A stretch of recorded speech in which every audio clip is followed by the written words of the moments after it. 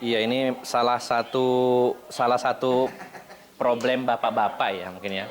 Kalau saya nyebutnya salah satu permasalahan laki-laki dewasa, salah satunya adalah tergoda janda. Ya, ya maksudnya tergoda janda dalam arti keinginan ingin menikahi yang biasanya walaupun kemungkinan dapat gadis ada, tapi kemungkinan besarnya adalah mendapatkan janda untuk istri kedua, ketiga dan keempat gitu ya. Ini saya kategorikan ya termasuk permasalahan pria dewasa hari ini yang harus ada solusinya tentunya ya. Namun pada dasarnya kita kembalikan ke hukum asal dulu ya, bahwa poligami itu hukum asalnya adalah mubahun bisartin. Boleh tapi dengan syarat. Nah, hukum asal. Tapi hukum asal ini bisa berubah dan berlaku al-ahkam at-taklifiyah al-khamsah. Bisa berlaku hukum yang 5 itu.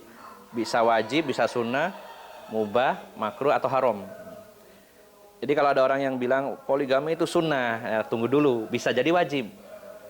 Artinya kalau wajib berarti kalau tidak poligami malah berdosa.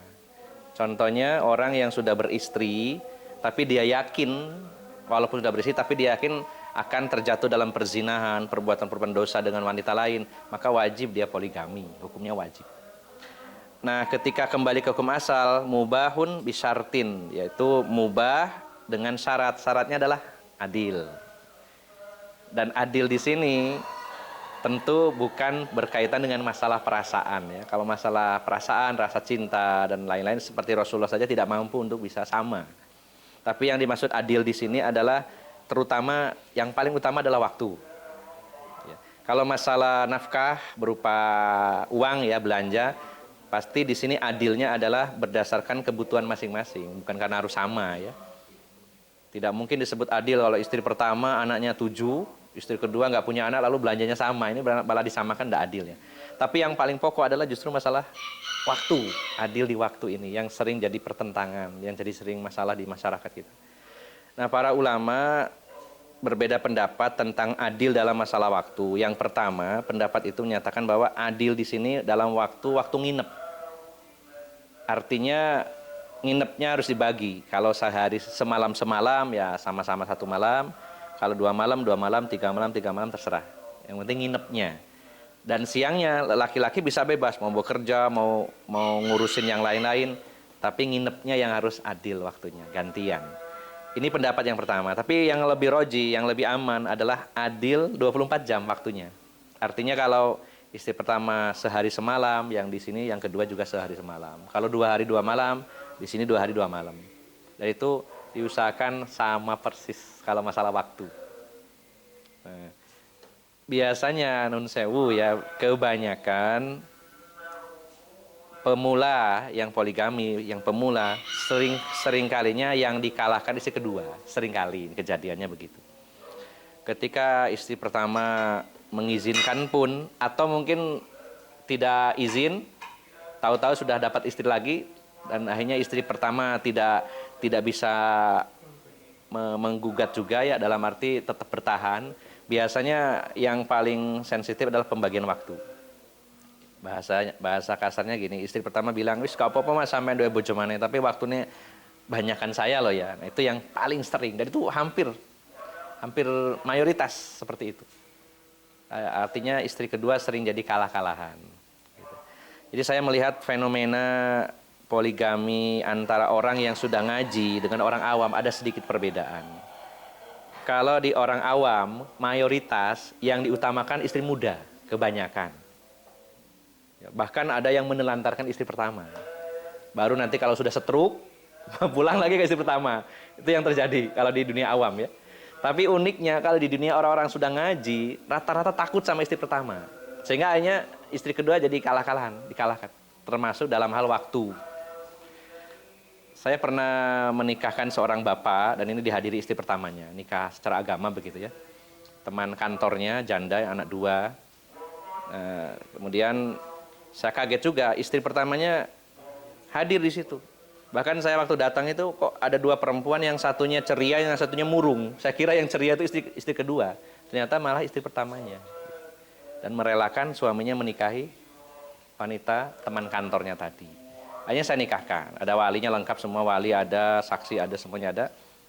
Tapi ternyata setelah berumah tangga, yang kedua ini nggak diberi waktu, cuma jam istirahat mampir sebentar gitu. Ya, sampai berapa tahun begitu. Nah, itu banyak yang terjadi seperti itu. Nah, makanya bagaimana hukumnya kalau seperti itu? Pada dasarnya sebenarnya kembali kepada yang bersangkutan rela enggak gitu. Dia dikasih waktu seperti itu. Kalau dia merelakan waktunya untuk istri yang pertama, ya sah-sah saja, tidak ada dosa di sana. Ya. Sebagaimana juga ada sebagian istri Rasulullah, contohnya Saudah, menyerahkan waktunya untuk istri yang lain, tidak mendapatkan waktu. Tapi kebanyakan, ini kebanyakan istri kedua ini ya terpaksa. Artinya ya sudah nggak apa-apa, saya dapat waktu cuma sehari dalam seminggu. Bahkan ada yang cuman mampir doang gitu ya, jam istirahat dari kantor gitu. Bahkan saya punya kenalan, beliau ini menikah gadis di usia 35, beliaunya umur 35, menikahi gadis, dan selama 24 tahun istri pertamanya enggak tahu. 24 tahun. Beliau orangnya solih, banyak mewakafkan tanah-tanah untuk masjid-masjid sunnah. Selama 24 tahun tidak ketahuan istri pertamanya. Jadi caranya adalah beliaunya tiap hari memang tugasnya di luar, beda kota gitu ya, beda kabupaten. Harus PP, berangkat pagi dari kota A ke kota B, pulang sore. Jadi ketemu istri keduanya cuma jam istirahat aja. Atau mungkin alasan ke istrinya mau keluar kota, ada tugas luar kota sehari 2 hari ya. Itu berlangsung sampai 24 tahun dan istri keduanya rela digitukan. Nah, maka kesimpulannya kalau masalah adil, terutama adil masalah waktu, harus betul-betul sama. Terserah mau ngikuti pendapat yang adilnya nginepnya atau full 24 jam. Kalau yang full tentu lebih baik lagi menurut saya. Dan itu yang saya lakukan juga seperti itu. Nah, terkait masalah pembagian yang tidak adil tapi atas kerelaan salah satu istri, maka tidak masalah, asal jangan juga terpaksa. Nah, mungkin gambarannya seperti itu. Kok ada yang bilang itu bisa, tapi pakai syarat gitu sebelum nikah gitu. Pakai syarat gimana Mas? Waktu mau menikahi yang kedua, itu dia kasih syarat ke istrinya bahwa memang waktunya enggak sesuai. Oh, jadi ada bargaining gitu ya? Sebelum nikah itu udah di perjanjian. Ya. Maksudnya yang laki-lakinya ngomong kalau saya bisa nikahi kamu tapi waktunya sekian-sekian gitu ya, maksudnya gitu ya. Pada dasarnya tadi kembali kepada kerelaan. Seandainya ada calon istri kedua yang siap, saya dikasih waktu sebulan sehari aja, enggak apa-apa, nanti selebihnya untuk istri pertama. Secara hukum sah, karena itu namanya hak, ketika itu dikembalikan tidak ada masalah. Itu kan haknya dia, harusnya sebulan tuh anggaplah 15 hari. Masing-masing 15 hari dari 30 hari. Tapi yang salah satunya merelakan. Dan ini benar-benar rela. Nah, maka di situ tidak ada kezoliman. Tapi kalau itu tidak rela dan memaksakan diri untuk tidak adil, lawan tidak adil berarti zolim. Tetap kezoliman. Maka bila seandainya ada wanita yang seperti itu, merelakan waktunya, yang penting saya punya suami, yang penting juga tanggung jawab, saya dikasih waktu katakanlah seminggu sekali, secara hukum boleh, sah, dan tidak berdosa ya, laki-lakinya. Bahkan ada di satu wilayah, entah sekarang masih ada atau tidak ya, daerah Rembang ya, Pasuruan. Saya juga dulu pernah survei ke sana ya, nyari-nyari gitu ya. Bukan nyari istri, nyari informasi bener enggak gitu ya. Katanya konon di sana banyak wanita-wanita yang siap dijadikan istri kedua, ketiga, keempat tanpa diberi waktu yang semestinya. Kadang sebulan sekali, 2 bulan sekali, yang penting dikasih modal gitu ya. Pada intinya masalah nafkah, masalah waktu itu tergantung kesepakatan antara suami dengan istrinya. Kalau istrinya merelakan itu kan hak dia. Ketika haknya tidak diberikan dan orang yang tadi rela, maka tidak ada masalah. Ya, seperti saya ngasih uang kepada yang berhak, nih saya kasih, terus orangnya menolak, dah tolong ini kasihkan kepada yang lain aja, atau dikembalikan, itu tidak masalah. Sama juga dengan waktu, begitu. Ini boleh kalau antum ada yang memang calonnya yang siap dikasih waktu sedikit, Kalau ada. Cuman gini ya, satu pelajaran lagi gini.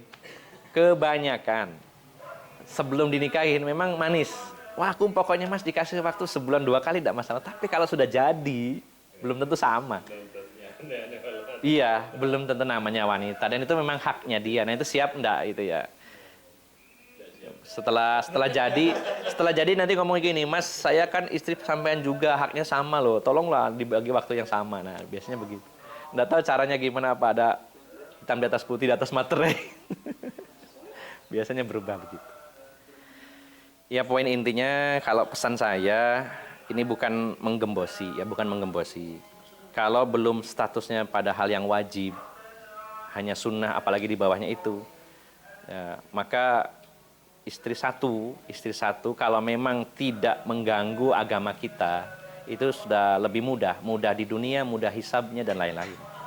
Ya, kalau disuruh milih antara poligami dan tidak, masing-masing pasti ada maslahat mafsadatnya. Tapi kalau dengan istri satu, kemudian aman-aman saja, agama kita aman, tidak dikhawatirkan jatuh pada dosa, ya kenapa harus merepotkan diri? Ya itu bukan karena gara-gara tinggal satu ya enggak, tapi dari dulu pesan saya begitu, dari mulai ada 2 pun begitu. Kalau memang satu sudah cukup dan tidak ada masalah, kemudian juga agama kita terjaga dari maksiat, dari pacaran, dari berselingkuh dan zina, maka satu lebih ringan di dunia maupun di akhirat gitu ya. Dan bagi yang belum pernah merasakan, pasti yang dibayangkan yang enak-enaknya. Maka harus seimbang ya. Harus seimbang antara enak dan tidak enaknya. Ya membandingkannya adalah dengan istri satu saja, kita harus bertanggung jawab penuh dunia akhirat. Bukan hanya masalah nafkah, mungkin nafkah banyak yang mampu ya. Tapi masalah perasaan, manajemen konflik. Dan 2 wanita ketika dijadikan istri kita dua-duanya, itu sensitivitasnya meningkat drastis dua-duanya. Bukan hanya yang pertama, yang kedua. Selama mereka ini memang cinta kepada suaminya, pasti lebih sensi. Kalau satu wanita sifat asalnya sensi, kalau 2 lebih sensi lagi, dua-duanya lagi. Nah, ini harus sabar. Iya, harus sabar. Tapi bagi yang mampu dalam masalah ini, bukan hanya mampu nafkah ya, mampu dalam menghandle, sabar juga, ya dipersilakan gitu. Ya itu mungkin gambarannya sekilas ya. Cukup ya, ada lagi yang kurang jelas ya. Kayak cukup ya. Nah kalau sudah cukup kan al ilmu qoblal qaul wal amal ya. Ilmu sebelum ucapan dan perbuatan. Nah ilmunya sudah, tinggal prakteknya. Iya. Kecap dulu, kecap.